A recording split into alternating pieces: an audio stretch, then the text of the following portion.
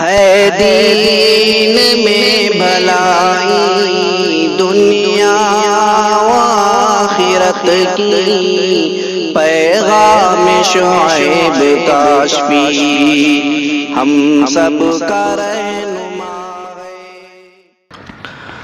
اعوذ باللہ من الشیطان الرجیم، بسم اللہ الرحمن الرحیم۔ الشیطان یعدکم الفقر ویأمرکم بالفحشاء واللہ یعدکم مغفرة منہ وفضلا واللہ واسع علیم۔ صدق اللہ مولانا العظیم۔ اوپر سے بہت پہلے سے قرآن کریم مال خرچ کرنے کی ترغیب اور اس کے آداب کا ذکر مثالوں کے ساتھ بہت دلچسپ اور مؤثر انداز میں بیان کرتا چلا آ رہا ہے۔ اس آیت کا ترجمہ یہ ہے، الشیطان، شیطان دو ہیں۔ ایک شیطان وہ ہے جو جنات میں سے ہے۔ کس میں سے ہے؟ جنات میں سے ہے۔ اور ایک شیطان انسانوں میں سے بھی ہے۔ ہم انسان ہیں، انسانوں میں بھی شیطان ہوتے ہیں، یعنی ان کا کام وہی ہے جو شیطان کرتا ہے، ان کا کام بھی وہی ہے، وہ بھی وہی کام کرتے ہیں جو شیطان کرتا ہے۔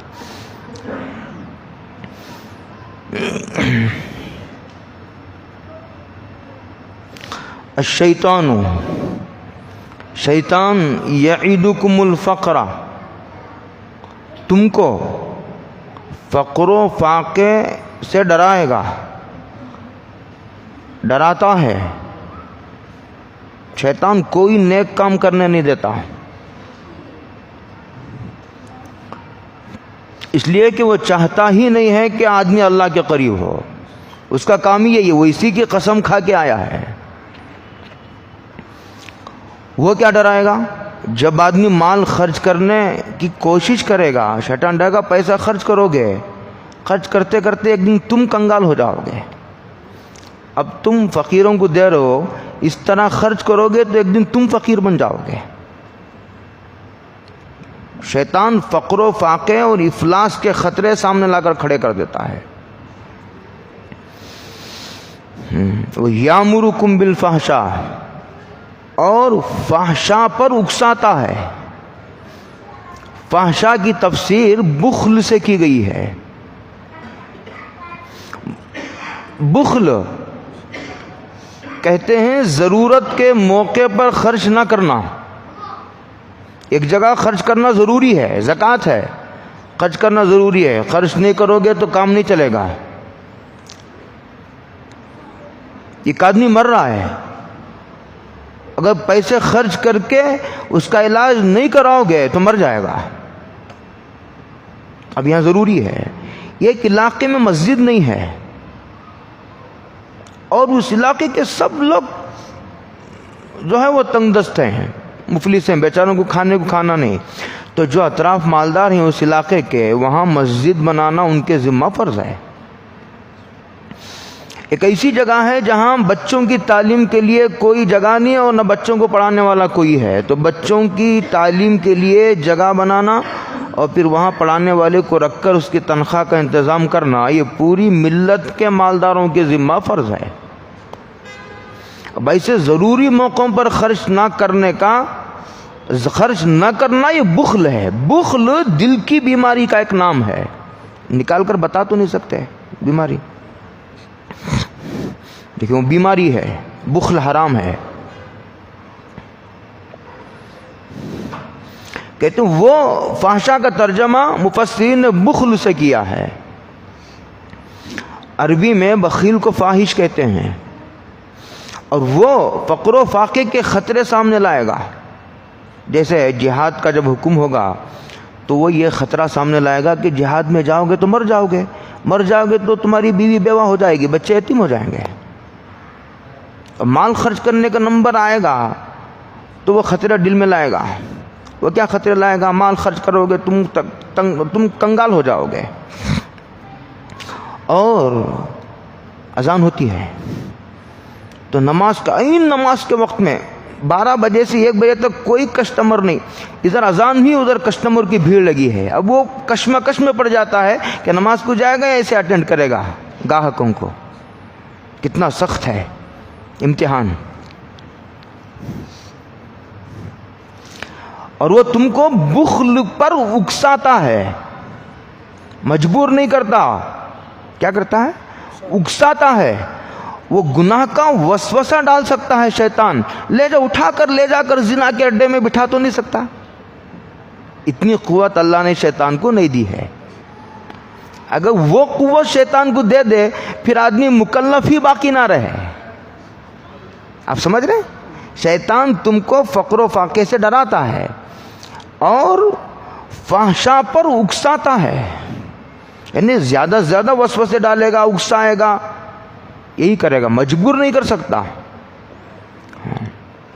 اور بعضوں نے اس کا ترجمہ کیا ہے بے حیائی سے. اب اگر آپ کے اندر ہمت ہے تو اس کا ترجمہ کروں؟ ہے ہمت سننے کی؟ میں نے آپ کو ایک مال دیا، 10,000 روپے دیے میں نے. کتنے دیے؟ وہ میرے پیسے ہیں، میں نے آپ کو دیے ہیں. 1 مہینے کے بعد میں نے کہا کہ بھی وہ 2,000 روپے دو 10 میں سے، تو تم نہیں دیتے، تو اب اس کو بے شرم نہیں کہیں گے تو اور کیا کہیں گے؟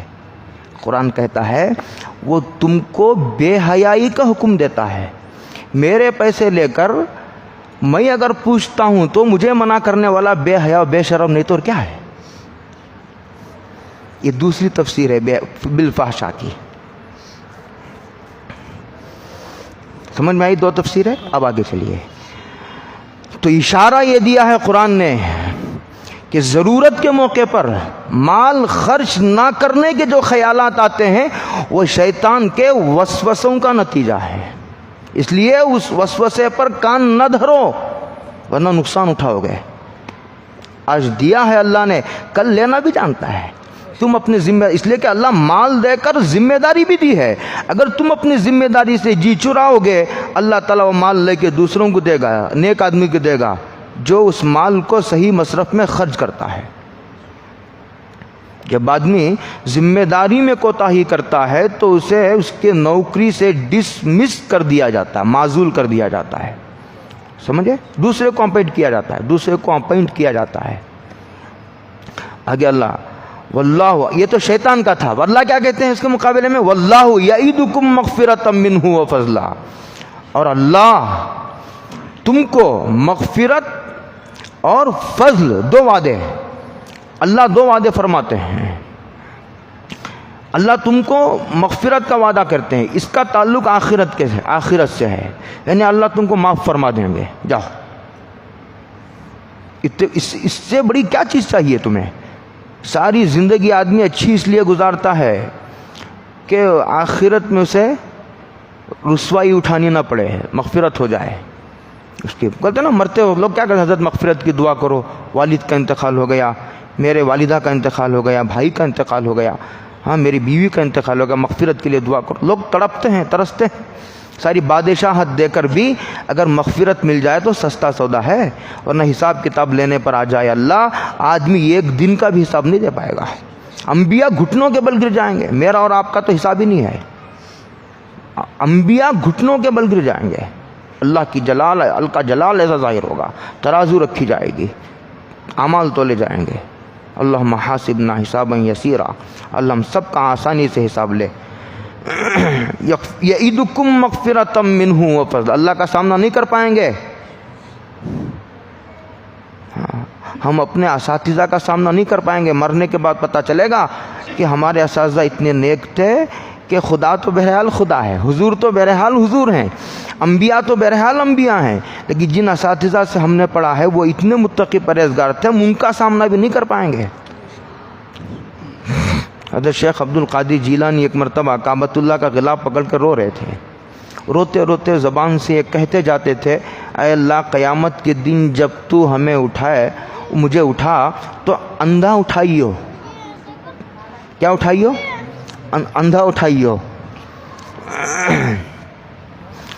تاکہ مجھے اللہ مجھے اپنے مشائخ کا سامنا کرنے کی بھی تاب نہیں ہے. میرے مشائخ کتنے نیک تھے، یہ عبد القادر جیلانی رحمۃ اللہ علیہ کا کہنا ہے کہ میرے مشائخ اتنے نیک تھے میں ان کا سامنا بھی نہیں کر پاؤں گا. تو واللہ یعیدکم مغفرۃ منہ، اللہ معاف کر دیں گے. اور کیا چاہیے؟ آگے کہتے ہیں وہ فضلہ. دنیا میں کیا ملے گا؟ آدمی کے دل میں فطری سوال پیدا ہوتا ہے، خرچ کرو تو آخرت میں تو مغفرت ہو، تو ابھی آخرت دور ہے. دنیا میں نقد کیا ملے گا؟ اللہ کہتے ہیں تمہارا مال بڑھا دوں گا. شیطان کہتا ہے کنگال ہو جاؤ گے. اس کے مقابلے میں میں وعدہ کرتا ہوں آسمان پر بیٹھا ہوا خدا جو زمین و آسمانوں کا تنہا مالک ہوں، تمہارے مال کو بڑھا کے رہوں گا. تم خرچ کر کے دیکھو اخلاص سے. خرچ کرنے والا، اخلاص سے خرچ کرنے والا کبھی کنگال نہیں ہوا. میں نے اس سے پہلی آیت میں تفسیر میں کہا تھا مال خرچ کرنا ایسا ہے جیسے پیسوں کا باغ لگا دینا ہے. سیب کا باغ ہوتا ہے، سپاری کا، گنے کا باغ ہوتا ہے، آم کا باغ ہوتا ہے، کس کے پتہ نہیں باغ ہوتے ہیں. اسی طرح یہ پیسوں کا باغ ہے. فضلہ، اللہ مال بڑھائیں گے تمہارا. آگے کہتے ہیں واللہ واسع علیم، اور اللہ واسع، اللہ بہت بڑے خزانوں والا ہے. کتنے خزانے ہیں اس کے پاس سمجھانا مشکل ہے. سمجھانا، ہمارے پاس الفاظ ہی نہیں ہیں کہ اللہ کے خزانوں کو سمجھا سکے. بس اتنا سمجھ لو کہ اس کے خزانے جب دنیا بنی تھی، کتنے ہزار سال پہلے دنیا بنی تھی، وہ کسی جاننے والے سے پوچھ لو، کہتے ہیں اس دن جس طرح خزانے بھرتی تھے آج بھی بھرتی ہیں. اب کیا ہوگا؟ ایک حدیث میں ہے اللہ فرماتے ہیں کہ سارے پورے انسان جمع ہو جاؤ ایک میدان میں، مانگو کیا مانگتے ہو، جس کی جو مراد ہے وہ اس کو دے دوں، تب بھی میرے خزانے میں سے ایک قطرہ، ایک چاول کے دانے کے برابر کمی نہیں آئے گی. میں اتنے بڑے خزانوں کا مالک ہوں، لیکن علیم بھی ہوں، واسع بھی ہوں، علیم بھی ہوں. یعنی نیتوں کو جانتا ہوں. اس میں تسلی بھی ہے، اس میں تنبیہ بھی ہے. اس میں مخلصین کے لیے تسلی ہے کہ اللہ جانتے ہیں تو بہت اچھا ہے کہ اللہ کو ہماری اخلاص کا علم ہے، اور ریاکاروں کو تنبیہ ہے. مخلوق کو دکھانے کے لیے کر رہے ہو اور لوگوں کو یہ بتا رہے ہو کہ اللہ کو راضی کرنے کے لیے کر رہا ہوں. لوگوں کو یہ بتا رہے ہو کہ میں اللہ کو راضی کرنے کے لیے کر رہا ہوں. مخلوق کے سامنے ظاہرداری چل جاتی ہے، اللہ کے سامنے ظاہرداری نہیں چلتی. دل میں ایک، زبان پر ایک، وہ میرے اور تمہارے سامنے چلے گا. اس سے کیا چھپاؤ گے؟ جس کے سامنے زمین و آسمان کی کوئی چیز ڈھکی چھپی نہیں ہے، وہ نیتوں کو تک جانتا ہے. علیم یہ کہتے ہیں. اور پھر دوسرا اس میں اشارہ یہ ہے، ہوں تو بہت بڑے خزانوں کا مالک، سب کو بادشاہ بنا دینا میرے لیے چٹکی کا کھیل ہے، لیکن بناؤں کیوں؟ سب کو بادشاہ بناؤں گا تو ٹکراؤ ہو جائے گا نا. کس کو کتنا دینا ہے وہ بندوں کی مصلحت ہے، وہ میں جانتا ہوں. تم کو پیدا کرنے والا میں ہوں. پیدا کرنے والا اگر بندوں کی مصلحتوں سے باخبر نہ ہو تو وہ خدائی کیا ہوا؟ وہ خدائی کس کام کی؟ اگر خدا پیدا کرنے والا بھی بندوں کی مصلحتوں کو اگر نہ جانے کہ کس کو مالدار بنانا مناسب ہے، کس کو غریب رکھنا مناسب ہے، یہ تکوینی حکمتیں ہیں خدا کی. اس میں دخل اندازی کرو گے پریشان ہو جاؤ گے، اس راز تک نہیں پہنچ پاؤ گے. یؤتی الحکمت من یشاء، اللہ کہتے ہیں جس کو اللہ چاہتے ہیں وہ دین کی سمجھ عطا فرماتے ہیں. جتنے منہ اتنی باتیں، بولو جتنے منہ. الحکمت کی تفسیر میں جتنے منہ اتنی باتیں، لیکن خلاصہ سب کا یہ ہے کہ دین کا فہم جس کو اللہ چاہتے ہیں عطا فرماتے ہیں. اور اس دین کے فہم میں یہ بات بھی داخل ہے کہ وہ دنیا کے فنا ہونے کو یاد رکھے، آخرت کے باقی ہونے کو یاد رکھے، اور مال خرچ کرنے کے فوائد اس کے سامنے ہوں، اور نہ مال خرچ نہ کرنے کے نقصانات اس کے سامنے ہو. حکمت میں یہ بھی داخل ہے. آگے کہتے ہیں وَمَن یُؤْتَ الْحِکْمَةَ، جس کو اللہ دین کا فہم عطا فرما دے، فَقَدْ أُوتِیَ خَيْرًا كَثِيرًا، اس کو تو بہت ہی بڑی نعمت اللہ نے دے دی ہے. اس کا کوئی دنیا میں اس نعمت کا کوئی مقابلہ نہیں کر سکتا ہے. آگے کہتے ہیں وَمَا يَذَّكَّرُ، لیکن نصیحت وہی پکڑتے ہیں جن کے دماغوں میں گوبر نہیں عقل ہے. بہت لطیف اشارہ دیا ہے. کہتے ہیں بخل ایک تو اوپر کہہ کے آیا ہے قرآن، یہ بہت بے شرمی اور بے حیائی کی بات ہے، اور بے شرم اور بے حیا ہے وہ آدمی جو ہمارا دیے ہوئے مال کو ہمارے حکم کے مطابق خرچ کرتے ہوئے کتراتا ہے۔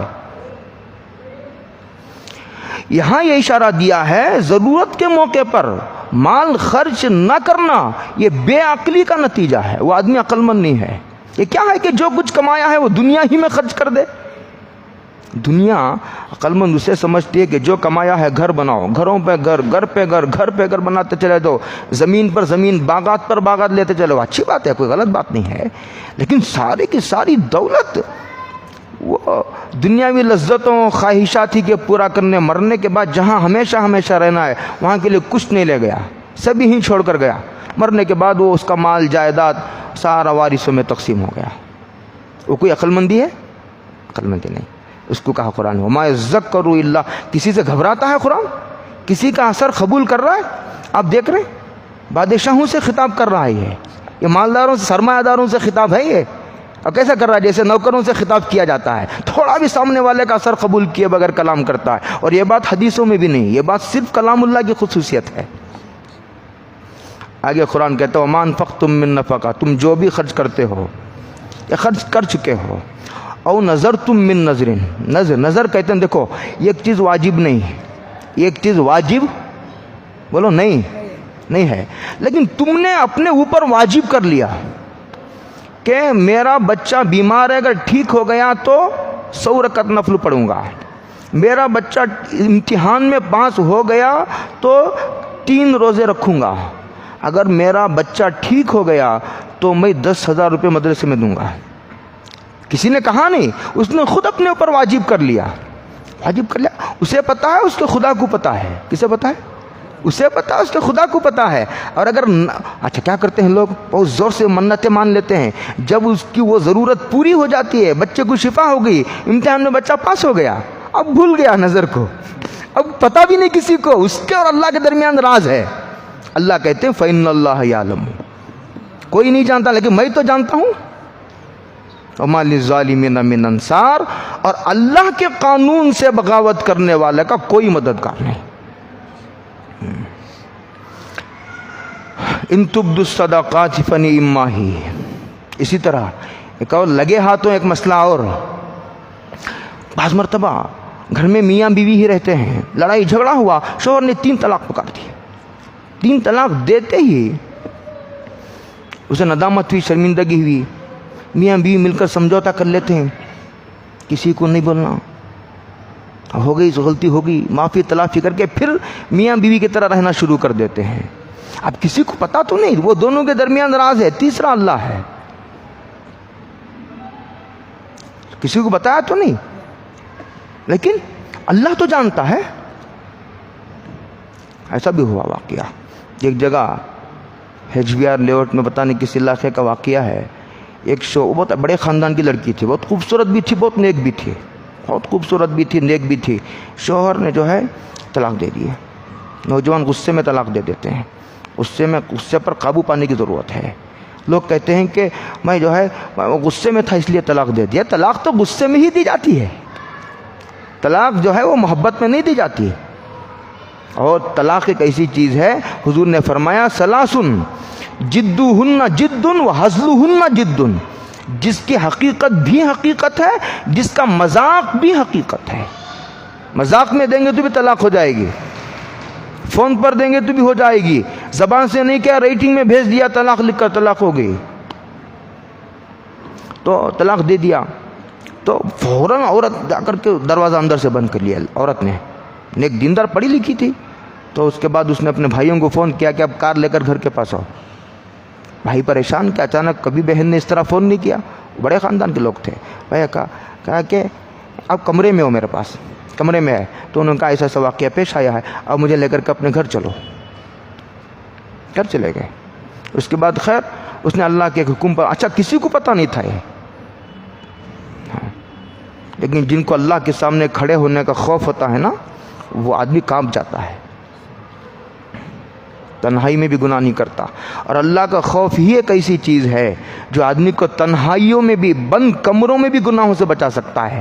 یہ حکومت کا قانون کہاں تک چلے گا؟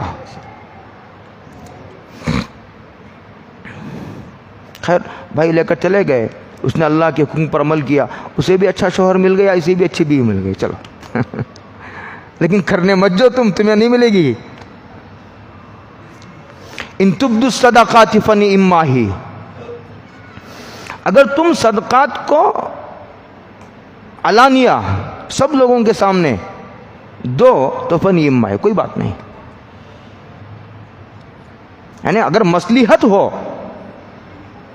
مصلحت و ضرورت ہو دکھا کر دینے کی, جیسے بات مسجد کو چندہ ہو رہا ہے, بھائی میرے 10,000, میرے 50,000, بھائی میرے 1 لاکھ, 100 تھیلے میرے طرف سے سیمنٹ, 10 ٹن لوہا لکھائے گا تو لوگوں کو ترغیب ہوگی, وہ بھی دے گا, وہ بھی دے گا, وہ بھی دے گا. ایسا ہو گیا. یہ بالکل ایک ملت کا کام ہے, یہ مسجد کا, مدرسے کا. یہ سیلاب کے موقع پر چندہ کرتے ہیں, کھلم کھلا چندہ کرتے ہیں, دینے والوں کو بھی شرم نہیں. بڑے بڑے ذمہ دار چادر پکڑ کر کے بڑے بڑے کروڑ پتی مسجد کے دروازوں پر کھڑے ہو جاتے ہیں. ہاں, تو ایسے موقع پر تو ضرورت ہے, مصلحت کا تقاضا یہی ہے. عادت تو چھپا کر دینے کی ڈالنی چاہیے. میری باتوں پر, میرے جملوں پر غور کرو. عادت تو چھپا کر دینے کی ڈالنی چاہیے کہ تمہیں اور تمہارے اللہ کو پتا ہو, یہ راز میدان محشر میں ہی کھلے. عادت تو اس کی بنانی چاہیے. لیکن اگر کہیں مصلحت اور ضرورت اس بات کی ہو کہ کھلم کھلا چندہ کیا جائے اور دیا جائے, تو وہ تو مصلحت اور ضرورت کا تقاضا ہے, وہ عادت نہیں بنانی چاہیے. فرق سمجھ رہے؟ عادت اور مصلحت دونوں میں فرق ہے. خلاصہ جو کچھ لکھا ہے اس کا خلاصہ ہے, ٹھیک ہے. وَإِن تُخْفُوهَا وَتُؤْتُوهَا الْفُقَرَاءَ, اور اگر تم نے چھپا کر دیا, چھپا کر فقیروں کو دیا. فقیر عام فقیر, یہ عام صدقہ ہے, یہ زکوٰۃ نہیں. یہاں جو بات ہو رہی ہے اس وقت اس آیت میں وہ عام صدقات ہے, نفلی صدقات, یہ زکوٰۃ کی بات نہیں, یہ صدقہ فطر کی بات نہیں جو واجب ہے, یہ منت مانے ہوئے صدقے کی نہیں, یہ عام نفلی صدقات ہیں. وہ مسلمانوں کو بھی دے سکتے ہیں اور تم کافروں کو بھی دے سکتے ہیں. اس لیے قرآن نے الفقراء کہا, فقراءکم نہیں کہا, علماء جانتے ہیں. فہو خیر لکم, اگر چھپا کر دو تو بہت اچھا, وہ تمہارے لیے سب سے اچھی بات ہوگی.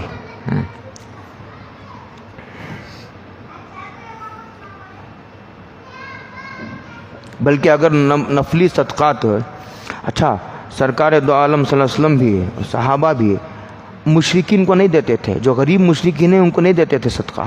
اس لیے نہیں دیتے تھے کہ ہم ان کو نہیں دیں گے تو یہ غریبی سے تنگ آ کر اسلام قبول کریں گے.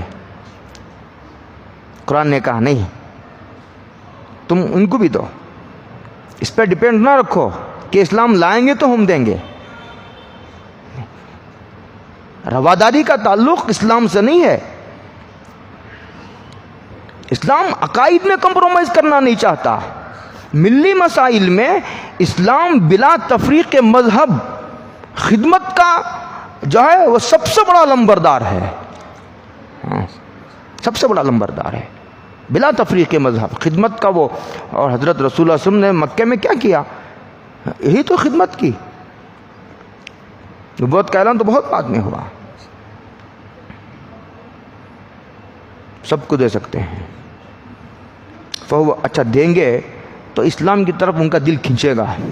اگر نہیں بھی کھنچے گا, اسلام قبول نہ بھی کیا, تو اسلام کے تعلق سے نرم گوشہ اختیار کریں گے سامنے والے. ان میں شدت, کم سے کم شدت کم تو ہوگی. وَيُكَفِّرُ عَنْكُم مِّن سَيِّئَاتِكُمْ, اور اللہ تعالیٰ تمہارے بعض گناہوں کو معاف کر دیں گے. امام رازی نے بڑے عجیب بات لکھی ہے. امام رازی نے یہ من کے ذیل میں لکھی ہے, کہتے ہیں کہ صدقے سے جب بعض نماز پڑھنے سے گناہ معاف ہو جاتے ہیں, کہتے ہیں بعض گناہ ایسے ہیں جو صدقہ دینے سے معاف ہوتے ہیں. اگر وہ بتا دیا جائے, اگر وہ بتا دیے جائے, قرآن نے یہ نہیں کہا کہ کون سے گناہ صدقے سے معاف ہوتے ہیں, لیکن اگر بتا دیا جائے کہ یہ گناہ صدقے سے معاف ہوگا, تو آدمی گناہ کرے گا صدقہ کرے گا, گناہ کرے گا صدقہ, فلاں گناہ کرے گا صدقہ کرے گا. امام راضی کہتے ہیں کہ اس لیے بتایا نہیں گیا ہے.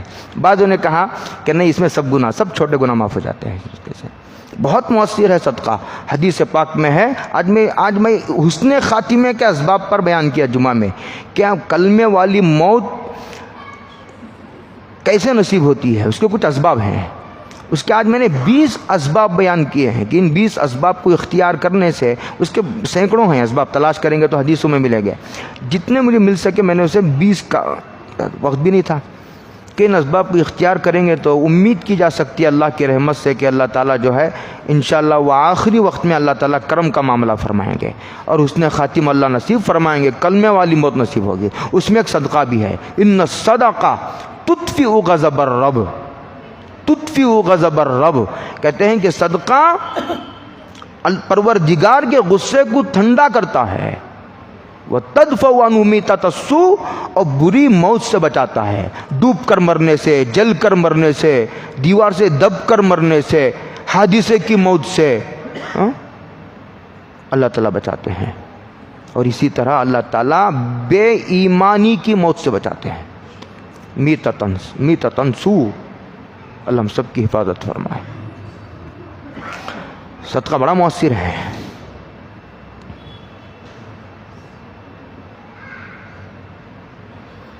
وَيُكَفِّرُ عَنْكُم مِّن سَيِّئَاتِكُمْ وَاللَّهُ بِمَا تَعْمَلُونَ خَبِيرٌ، اور اللہ تعالیٰ جو کچھ تم اچھا برا، تھوڑا ہو یا زیادہ، تنہائی میں ہو یا جلوت میں ہو یا خلوت میں، جو کچھ کر رہے ہو اللہ اس سے پوری طرح باخبر ہے۔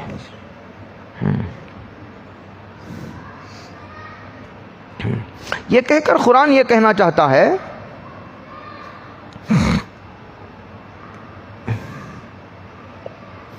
کہ اللہ تعالیٰ کو تمہارے اعمال کی پوری طرح خبر ہے، اس لیے تم یہ نہ سمجھو جب اللہ کو خبر ہے تو وہ بدلہ بھی دے گا، صلہ بھی دے گا۔ پتہ ہم خرچ کر دیا، اللہ بھول گیا، یا جس وقت ہم خرچ کیا تھا اللہ سو رہا تھا، ہمارا خرچ کرنا اللہ کو پتہ ہی نہیں چلا، کہتے ہیں اللہ بما تعملون خبیر۔ ایسے وسوسوں میں گرفتار نہ ہو، تمہارا پروردگار وہ ہے جو نہ سوتا ہے، نہ اسے اونگ آتی ہے، اور نہ کسی دن اس کے دفتر کو چھٹی ہے، 24 گھنٹے اویلیبل ہے اللہ، 24 گھنٹے دروازے کھلے ہیں۔ آگے کہا، اچھا وہی میں نے کہا تھا کہ صحابہ اور حضور کے بارے میں بات ہے کہ مشرکین کو دینے سے رکتے تھے، جو غریب مشرکین ہیں ان کو نہیں دیتے تھے، اس لیے کہ وہ غریب ہیں، غریبی سے تنگ آ کر کے اسلام لائیں گے تو ہم دیں گے۔ اس کے بارے میں کہا لیس علیک ھداھم، حضور کو کہہ رہے ہیں کہ ان کو ہدایت دے ہی دینا، ترجمے پر غور کرو، ان کو ہدایت کی طرف بلانا تو تمہارا کام ہے، یہ تمہارا منصب کا تقاضا ہے، لیکن یہی اتنا ہی تمہارا منصب ہے، لیکن ہدایت دے ہی دینا یہ تمہارے بس میں نہیں، اور نہ تمہاری ذمہ داری ہے، یہ ذمہ داری تمہاری نہیں ہے۔ فذکر انما انت مذکر لست علیہم بمسیطر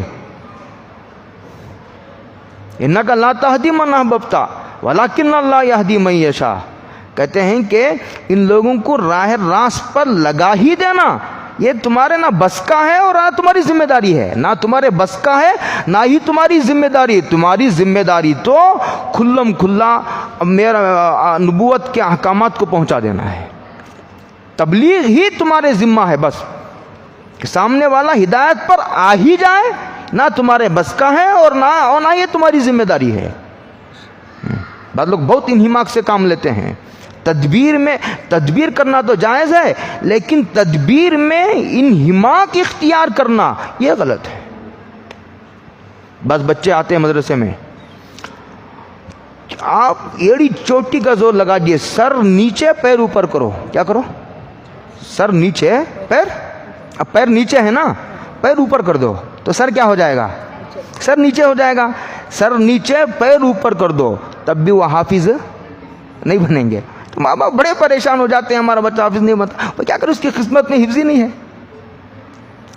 بس تمہارا کام ہے تھا کہ تم دعا کرتے، اسے مدرسے میں داخلہ دلاتے، ایک اچھے استاد کے سامنے بٹھا دیتے، جو اسباب اختیار کرنا کرتے، بعض مرتبہ آتا ہے نتیجہ، بعض مرتبہ نہیں آتا، لیکن اتنا انہماک کرتے ہیں لوگ، پریشان ہو جاتے ہیں، ساری زندگی افسوس کرتے رہتے ہیں، افسوس کرتے کرتے ہی دنیا سے جاتے ہیں۔ انہماک ٹھیک نہیں۔ ولیکن اللہ یہدی من یشاء، لیکن اللہ جس کو چاہتے ہیں ہدایت دیتے ہیں۔ دوسری تفسیر، ایک تفسیر مشہور تفسیر یہ ہے، اللہ جس کو چاہتے ہیں ہدایت دیتے ہیں، لیکن اللہ چاہتے اس کے بارے میں ہیں جو خود یہ چاہتا ہے کہ میں راہ راست پر آ جاؤں۔ سمجھ میں آ رہی بات میری؟ اللہ چاہتے اس کے بارے میں ہیں کہ جو خود یہ چاہتا ہے کہ میں راہ راست کی طرف آ جاؤں، لیکن جس نے گمراہی میں پڑے رہنے کا، کفر میں پڑے رہنے کا جس نے فیصلہ کر لیا ہے، اللہ کو کیا پڑی ہے کہ اللہ تعالیٰ زبردستی اسے پکڑ کر کے اسلام کی طرف لیا ہے؟ انلزمکموہا وانتم لہا کارہون، کیا تم جا رہے ہو منہ موڑ کر، پیٹھ دکھا کر کے جا رہے ہو؟ کیا ہم اتنے بے غیرت ہیں کہ ہماری ہدایت لا کر کے تمہارے اوپر چپکا دیں؟ کیا ہماری ہدایت اتنی سستی ہے؟ وما تنفقوا من خیر، آگے کہا دیکھو تم جو کچھ خرچ کرتے ہو، مال کو قرآن نے خیر کہا ہے، مال خیر ہے بشرطے کہ حلال طریقے سے کمایا گیا ہو اور صحیح جگہ خرچ کیا گیا ہو، تو مال خیر ہی خیر ہے۔ حدیث پاک میں ہے نعم العون علی التقوی المال، متقی کا بہترین مددگار مال ہے۔ اللہم اعنی علی دینی بالدنیا والآخرۃ بالتقوی، اے اللہ دنیاوی معاملات میں دنیا سے مدد فرما، کسی کا محتاج نہ بنا، اور آخرت کے معاملات میں تقوی سے مدد فرما، یہ فرمایا۔ لیکن حرام کی طرف مت جاؤ۔ فلی انفسکم، تم جو کچھ خرچ کرتے ہو خیر، فلی انفسکم، اس میں تمہارا ہی نفع ہے۔ تم یہ نہ سمجھو کہ خدا فقیر ہو گیا ہے اور اس کے خزانے ختم ہوں گے اس لیے اللہ چندہ مانگ رہا ہے، تم یہ نہ سمجھو۔ اللہ کو تمہارے خرچ کرنے کا کوئی نفع ہے، تمہارے خرچ کرنے کا نفع تمہاری ہی طرف لوٹ کر جاتا ہے، تم یقین جانو اسے۔ وما تنفقون الا ابتغاء وجہ اللہ، اور تم خرچ نہ کرو مگر اللہ تعالیٰ کی رضا کو طلب کرنے کے لیے خرچ کرو، کہ اللہ کو راضی کروں، اللہ راضی ہو جائے میرے خرچ کرنے سے۔ دکھاوا، ریاکاری مقصود نہ ہو، ریاکاری حرام ہے، جس طرح چوری حرام ہے، جھوٹ حرام ہے، بدکاری حرام ہے، اسی طرح ریاکاری بھی حرام ہے، اور یہ شریف لوگوں کا گناہ ہے۔ شریف لوگ زنا تو نہیں کرتے لیکن شریف لوگ ریاکاری کریں گے، آپ سمجھ رہے میری بات نہیں؟ ہاں، وہ گناہ تو نہیں ہے، یہ گناہ ہے۔ شریف لوگ بدکاری تو نہیں کرتے لیکن غیبت کریں گے۔ ہر ایک کیٹیگری کے الگ الگ گناہ ہیں لیکن ہیں سب گناہ۔ اللہ ہم سب کی حفاظت فرمائے۔ حدیث پاک میں ریاکاری کو شرک کہا گیا، شرک کا شعبہ ہے، شرک اصغر ہے۔ ولا یشرک بعبادت ربہ احدا، اس میں اشارہ یہ دیا ہے کہ دیکھو اللہ تعالیٰ کی رضا کو آدمی طلب ہی کر سکتا ہے، باقی اللہ راضی ہو ہی جائے یہ انسان کے بس کا نہیں، اس کے کرم کی بات ہے۔ اس لیے ابتغاء وجہ اللہ کا لفظ لایا گیا ہے کہ اللہ کی ذات کو طلب کر سکتا ہے۔ لیکن ایک بات بتاؤں، برداشت کر سکو گے؟ اللہ کو طلب کر کے آج تک کوئی محروم نہیں ہوا، پتہ ہے؟ اللہ کو طلب کر کے آج تک کوئی محروم نہیں ہوا۔ بھائی تم مجھے چاہو گے تو میں آپ کو چاہوں گا، اللہ میرے سے بھی زیادہ، اس سے آگے میں کچھ نہیں کہہ سکتا۔ اللہ تعالیٰ بہت کرم ہے، کرم والے رحیم ذات ہے وہ۔ تم ایک قدم آگے بڑھاتے ہو، اللہ 2 قدم آگے بڑھائیں گے۔ تم چل کر آؤ گے، حدیث میں آتا ہی تو ہر ولطن، اللہ کہتے میں دوڑ کر آؤں گا سمجھانے کے لیے۔ تم قدم بڑھا کر تو دیکھو، میری رحمت آگے بڑھ کر تمہیں تھام لیتی ہے نہیں لیتی ہے۔ ہاں، وما تنفقون، لیکن بڑے بادشاہوں کے کلام کرنے کا یہی طریقہ ہوتا ہے۔ تم بادشاہ کے پاس جاؤ گے عرضی لے کر کے میرا فلاں کام کر دیجئے، تو بادشاہ لے کر کے، بادشاہ یہ تو نہیں کہتا نا کہ ضرور کر دوں گا، یقیناً کر دوں گا، ایسا نہیں کہتے۔ بادشاہوں کے کلام کرنے کا، اگر کوئی بادشاہ ایسا کلام کرتا ہے تو اس کا مطلب یہ ہے کہ وہ بادشاہوں کے خاندان کا آدمی نہیں ہے، وہ آج ہی اسے بادشاہت ملی ہے، چمار کو اللہ نے بادشاہت دے دی ہے۔ جو بادشاہ ہوگا خاندانی، اس کے گفتگو کرنے کا ایسا انداز، وہ کہے گا دیکھا جائے گا، اس طرح کہے گا، وہ عرضی لے کر بھی اس طرح پھینکے گا، دیکھا جائے گا۔ یعنی اتنا کہہ دینا مطلب اس کا یہ ہوتا ہے کہ تمہارا کام یقیناً ہو جائے گا۔ اگر اس کو کام کرنا نہ ہو تو وہ عرضی لیتا بھی نہیں، وہ عرضی تمہارے منہ پر مارے گا۔ الا ابتغاء وجہ اللہ وما تنفقوا من خیر، اور تم جو کچھ خیر کا مال خرچ کرو گے، یوفی الیکم، تمہیں پورا اجر دیا جائے گا، وانتم لا تظلمون، اور رتی برابر تمہارے اوپر ظلم نہیں کیا جائے گا کہ تم نے 10 روپے خرچ کیے تھے، 9 روپے کا بدلہ تو ملا، 1 روپے کا نہیں ملا، ایسا نہیں ہوگا۔ وہاں نا انصافی نہیں۔ وَنَضَعُ الْمَوَازِينَ الْقِسْطَ، انصاف کی ترازو رکھی جائے گی۔ فَلَا تُظْلَمُ نَفْسٌ شَيْئًا وَإِنْ كَانَ مِثْقَالَ حَبَّةٍ مِّنْ خَرْدَلٍ أَتَيْنَا بِهَا، ایک رائی کے دانے کے برابر اگر کسی نے عمل کیا وہ چھپ کر غار میں جا کر کے، اللہ کہتے ہیں اتینا بیا، پوری مخلوق کے سامنے اس کا وال ہم لائیں گے، وکفا بنا حاسبین، اور حساب لینے کے لیے ہم اکیلے کافی ہیں، ہم اتنے بڑے بادشاہت ہیں۔ للفقراء، آگے ایک بڑا اہم مضمون ہے، للفقراء الذین احصروا فی سبیل اللہ۔ اصل صدقات دیکھو، اصل اللہ کہتے ہیں اصل صدقے کے مستحق اصل وہ لوگ ہیں جن کو اللہ کے راستے میں گھیر دیا گیا ہے۔ اللہ کے راستے سے کیا دو باتیں بہت غور سے سمجھنے کی ہیں یہاں۔ اب ایک بات یہ سمجھنا ہے کہ گھیر دیا گیا ہے، کس نے گھیرا؟ گھیرا کس نے، یہ سمجھنا ہے۔ دوسرا یہ سمجھنا ہے کہ فی سبیل اللہ سے مراد کیا ہے؟ وہ لوگ جن کو اللہ کے راستے میں گھیر دیا گیا ہے۔ دیکھو، ایک آدمی عالم بن گیا ہے، عالم بن کر کے آلو ٹماٹر بیچ رہا ہے، تو وہ اپنے منصب کی توہین کر رہا ہے۔ کیا کر رہا ہے؟ توہین کر رہا ہے۔ بلکہ بعض لوگوں نے یہ لکھا ہے کہ ایک آدمی عالم ہے، وہ قرآن پڑھا سکتا ہے، حدیث پڑھا سکتا ہے، حفظ کرا سکتا ہے بچوں کو، فقہ کی تعلیم دے سکتا ہے، مسائل کا علم دے سکتا ہے، اور یہ بہت کچھ پڑھا سکتا ہے۔ وہ بیٹھ کر کے پانی پلا رہا ہے۔ کیا کر رہا ہے؟ پانی تو ایک آٹو چلانے والا بھی پلا سکتا ہے۔ اب آٹو چلانے والے کی توہین مقصود نہیں، میرے زبان پر آ گیا، میں نے کہہ دیا۔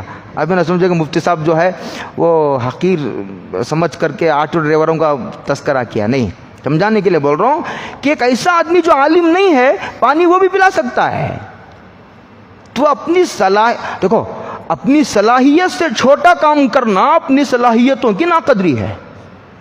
یہ کام تو وہ بھی کر سکتا ہے، تو وہ کام کر جو تیرے علاوہ کوئی نہیں کر سکتا، تو وہ کام کر جو تیرے علاوہ کوئی نہیں کر سکتا۔ اب سمجھ میں آ رہی میری بات؟ آپ تو میں کہہ رہا ہوں وہ جو منصب کا تقاضا ہے، ایک آدمی حافظ بنا، حافظ بن کے جا کر کے آٹو چلا رہا ہے۔ ارے آٹو چلانے کے لیے دنیا بھر کے لوگ پڑے ہیں، تو حفظ کیا تو تیرے منصب کا تقاضا ہے کہ تو بھی دوسرے کو حافظ بنا، مکتب میں بچوں کو قرآن سکھا، ورنہ سب حافظ بن کر کے آٹو چلائیں گے، عالم بن کر کے آٹو ٹماٹر بیچیں گے، سارے مدرسے مکتب ویران ہو جائیں گے۔ جاؤ، ایسا کریں گے؟ کل سے ایسا کریں گے؟ ایسا کریں گے تو ہو سکتا ہے ایسا، لیکن 10 سال کے بعد چراغ لے کر کے تلاش کریں گے تو کوئی مسلمان کا بچہ مسلمان باقی مرتد ہو جائیں گے۔ کہ حضور کا معجزہ ہے کہ دلوں کو مجبور کیا جا رہا ہے کہ تم کو بیٹھنا ہے یہاں۔ اس لیے کروڑوں انسان حدیث کے ایک ایک حرف کی حفاظت پر خیمے گاڑ دیے ہیں، ان کو پتا ہے ہمارا مستقبل و فیوچر کیا ہے، لیکن اپنے بچوں کے اور اپنے فیوچر کو اللہ کی دین کی حفاظت پر داؤ پر لگا دیا ہے۔ پتا ہے آپ کو؟ یہ حضور کا معجزہ ہے، ان کو مجبور کیا جا رہا ہے، اور انسان ان کی طرف سے نہیں، ان کو خدا کی طرف سے مجبور کیا جا رہا ہے کہ تمہیں بیٹھنا ہے۔ رہا روزی کا مسئلہ، وہ روزی کا مسئلہ ہم پر چھوڑ دو،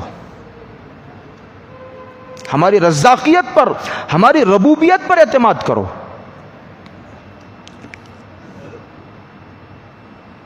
تو مجبور ان کے منصب کے تقاضے نے کیا ہے ان کو، اور یہ منصب کا تقاضا ہے، اور یہ اللہ تعالیٰ کی طرف سے ہے، یہ ورثۃ الانبیاء ہیں، یہ انبیاء کے وارث ہیں، ان کا یہی کام ہے، ان کو یہی کرنا ہے، انبیاء نے یہی کیا، ان کے وارثین کو بھی یہی کرنا ہے۔ تو جو اچھا، اس کے یہ ہو گیا، فی سبیل اللہ بھی ہو گیا، کس نے گھیرا یہ ہو گیا اس کا تفسیر۔ فی سبیل اللہ سے مراد مفسرین نے اس وقت لکھا تھا جب جہاد ہو رہا تھا، لوگ پورے گھر بار چھوڑ کر کے جہاد میں نکل گئے، اور بچوں کو کون، 20 بچوں کو چھوڑ کر کے گئے، ان کو کون کھلائے گا؟ اسلام کی حفاظت کے لیے جہاد میں گیا ہے شوہر، اب اس کی 20 بچے، کہا تم جو یہاں ہو، تم جو جہاد میں نہیں گئے ہو نا، تم جو کما رہے ہو، تمہاری تجارتوں میں ان کے بیوی بچوں کا حصہ بھی ہے جن کے شوہر جہاد میں گئے ہیں.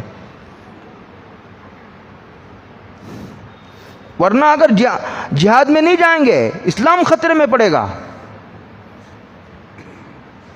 اگر وہ جہاد میں گئے اور تم نے اگر ان کے بیوی بچوں میں خرچ نہیں کیا، ان کے بیوی بچے بھوکے مر جائیں گے. تم نے اپنی ذمہ داری میں کوتاہی کی. مجھے یاد آتا ہے میرا اول کا زمانہ تھا، دارالعلوم سبیل الرشاد کے جلسے دستار بندی میں حضرت قاضی مجاہد الاسلام صاحب رحمۃ اللہ علیہ، حضرت مفکر اسلام حضرت علی میاں صاحب ندوی رحمۃ اللہ علیہ دونوں بزرگ تشریف لائے ہوئے تھے. اس میں قاضی مجاہد الاسلام صاحب نے یہی کہا کہ دیکھو یہ جو مدرسوں میں پڑھاتے ہیں ان کے نان و نفقے کی ذمہ داری پوری ملت کے ذمہ فرض ہے. یہ مستحب نہیں ہے، یہ فرض ہے. اگر تم نے کوتاہی کی تو تمہاری گردن ناپی جائے گی، جوتے پڑیں گے قبر میں، اور اللہ دوسری قوم کو کھڑا کرے گا، ان سے اللہ کام لیں گے. للفقراء الذین احصروا فی سبیل اللہ. اب جہاد ہو یا مدرسے میں وہ بچے ہوں، حضرت تھانوی نے باقاعدہ لکھا ہے کہ مدرسے میں پڑھا رہے ہیں، صبح و شام تک پڑھا ہوا ہے استاد، اگر یہ تجارت بھی کرے گا، مدرسے میں پڑھائے گا، مطالعہ کب کرے گا؟ جبکہ مدرسوں میں رہ کر بھی مطالعہ نہیں ہوتا. 24 گھنٹے ایک استاد صبح سے لے کر شام تک مدرسے میں پڑھا ہے، تب بھی جو کتابیں پڑھانا ہے اس کا مطالعہ پورا نہیں ہوتا. کبھی کبھی سبق ناغہ کرنا پڑتا ہے، بعض عبارتیں سمجھ میں نہیں آتی، ان سے بڑے علماء کے پاس جا کر سمجھنی پڑتی ہیں. ہاں، لوگوں کو مدرسے کے اندر کیا ہو رہا ہے یہ پتہ نہیں، اس لیے بہکی باتیں کرتے ہیں. ہاں، وہ لوگ تجارت کر سکتے ہیں جو کسی جگہ پیسہ انویسٹ کر دیا، اپنا مالداروں کا خاندان کا بچہ ہے، پیسے ہیں اس کے پاس، وہ کسی کا پیسہ انویسٹ کیا، پڑھانے کا پڑھا رہا ہے، وہ پیسہ آنے کا آ رہا ہے، ٹھیک ہے یہ شکل. لیکن مدرسہ چھوڑ کر تجارت کر رہا ہے، یا آدھا دن مدرسہ آدھا دن تجارت کرے گا، تو وہ لوگ کر سکتے ہوں گے جو کوئی بڑے علماء نہیں، یا نہیں تو ان کو کوئی پڑھنے پڑھانے سے دلچسپی نہیں. باقی جو 24 گھنٹے مدرسوں میں رہنے والے ہیں، یہ تجارت ان کے اس منصب سے میل کھاتی ہوئی چیز نہیں ہے. دینی خدمت ناتمام و ناقص رہ جائے گی، پھر بڑے علماء پیدا ہونا بند ہو جائیں گے. ہاں، فی سبیل اللہ. اس ہندوستان میں مدارس اور طلباء اس کا مصداق ہیں. یہ حضرت تھانوی کی رائے ہے. آگے قرآن نے ایک عجیب لفظ استعمال کیا، قربان جائیے قرآن، لا یستطیعون ضربا فی الارض. کہتے ہیں کہ یہ زمین میں چل پھر نہیں سکتے، یعنی چل پھر نہیں سکتے. کیا پیر ٹوٹ گئے ہیں؟ پیر ٹوٹ گئے ہیں، معذور ہو گئے، اپاہج ہو گئے؟ نہیں، ان کے منصب کے تقاضوں نے ان کو مجبور کر رکھا ہے، وہ جا نہیں سکتے. جانا چاہے تو وقت نہیں ہے ان کے پاس. اتنا انہماک ہے ان کو اپنی ذمہ داری نبھانے میں، اتنا انہماک ہے، اتنی یکسوئی کے ساتھ لگے ہوئے ہیں کہ ان کی وہ مصروفیت ان کو اجازت نہیں دیتی کہ وہ مدرسے سے باہر قدم رکھے. آپ سمجھ رہے ہیں؟ اس کے تجارت کے تقاضے ہی الگ. آدمی تھک جائے گا، پتہ نہیں کیا کیا کرنا پڑتا ہے. یکسوئی ختم ہو جائے گی. جب یکسوئی ختم ہو جائے گی، اور پھر دیکھو تجارت میں لگنے کے بعد رفتہ رفتہ پڑھنے پڑھانے سے دلچسپی ختم ہو جاتی ہے. ایک مستقل موضوع کوئی بیان نہیں ہے، میں آیت کی تفسیر کر رہا ہوں. لا یستطیعون ضربا فی الارض، وہ چل پھر نہیں سکتے، یعنی تجارت وغیرہ نہیں کر سکتے. یہ مصروفیات میں، معاش کی مصروفیات میں ان کو بے فکر کر دو. تم سب مل کر کے ان کو یکسو کر دو. یہ عوام کی ذمہ داری ہے. کرو گے تو یکسوئی کے ساتھ لگے، ان کی ضرورتوں کا خیال رکھو، تو وہ تمہارے بچوں کو پڑھائیں گے. اگر تم نے ان کے اوپر ان کے کھانے کمانے کی ذمہ داری بھی انہی پر ڈال دی، تم ہمارے بچوں کو بھی پڑھاؤ اور اپنے کھانے پینے کی فکر خود کرو، تو پھر یہ دین کا نظام درہم برہم ہو جائے گا اور خطرے میں پڑ جائے گا. آگے کہتے ہیں یحسبهم الجاہل اغنیاء من التعفف. کچھ فقیر تو وہ ہیں جو مانگتے ہیں، فقیر بھی ہیں، مانگتے بھی ہیں، مانگ کر لیتے ہیں. کچھ ہیں تو محتاج لیکن مانگتے نہیں. ان کی غیرت اور خودداری اس بات کی اجازت نہیں دیتی کہ مانگے. ایسے من التعفف.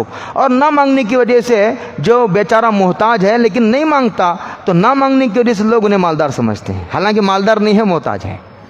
للسائل والمحروم. قرآن نے ایک دوسری جگہ کہا تعریفہم بسماہم. اگر ان کے چہروں کو، ان کے حالات میں غور کرو گے تو تمہیں پتہ چلے گا کہ محتاج ہیں، بس بولتا نہیں ہے. ایسے لوگوں کا زیادہ حق ہے. یہ قرآن کریم کہنا چاہتا ہے. آگے اور ایک جملہ قرآن نے کہا لا یسألون الناس الحافا، لوگوں سے لگ لپٹ کر نہیں مانگتے. علماء کے لیے عرض ہے، تم نہیں سمجھ پاؤ گے شاید یہ بات. علماء کے لیے عرض یہ ہے لا یسألون الناس الحافا، لوگوں سے لگ لپٹ کر نہیں مانگتے. اس کا مطلب جو ہے وہ سرسری مانگتے ہیں لیکن لگ لپٹ کر نہیں مانگتے. یہ مطلب نہیں ہے اس کا. یہ مبالغے کی نفی نہیں ہے. یہ مبالغے کی نفی نہیں ہے علماء کے لیے. یہ مبالغے کی نفی نہیں ہے، یہ مبالغۃ فی النفی ہے. یہ نفی میں مبالغہ ہے. اس کی نظیر قرآن کریم میں یہ ہے وما ربک بظلام للعبید، تمہارا پروردگار اپنے بندوں پر بہت زیادہ ظلم کرنے والا نہیں ہے. اس کا مطلب تھوڑا بہت ظلم کرنے والا ہے، یہ مطلب نہیں ہے. اس کا مطلب یہ ہے مبالغۃ فی النفی، یعنی رتی برابر ظلم کرنے والا نہیں ہے. لا یسألون الناس الحافا، ارے جس طرح اللہ سے مانگتے ہیں بندوں سے مانگنا یہ حرام ہے. جس طرح اللہ سے مانگا جاتا ہے وہ تو اللہ ہی کا حق ہے. اللہ سے جس طرح لگ لپٹ کر بچے کی طرح، اس طرح بچہ ماں سے لگ لپٹ کر رو کر مانگتا ہے، اس طرح جو ہے بندہ اللہ سے لگ لپٹ کر مانگتا ہے. اسے پسند کیا گیا ہے. ایسا مانگنے والوں سے اللہ محبت فرماتے ہیں. لیکن جیسا اللہ سے مانگا جاتا ہے ویسا بندوں سے مانگنا حرام ہے. وہ تو اللہ ہی کو زیب دیتا ہے. اور یہ امید رکھنا ان دینی خدام سے کہ وہ اس طرح لگ لپٹ کر مانگیں گے تو ہم دیں گے، یہ اللہ تعالیٰ کی اس قدرت میں دخل اندازی کرنا ہے. وما تنفقوا من خیر فإن اللہ بہ علیم، کہتے ہیں کہ تم جو کچھ مال خرچ کرو گے بلا شبہ اللہ تعالیٰ اسے جانتے ہیں، اسے جانتے ہیں اللہ تعالیٰ. فإن اللہ بہ علیم، اور جب اللہ جانتے ہیں تو تم نے کیا خرچ کیا، کتنا خرچ کیا اور کس نیت سے کیا، تو پھر اللہ تعالیٰ اسی حساب سے تمہیں بدلا دیں گے. وآخر دعوانا الحمد للہ رب العالمین. سبحان اللہ.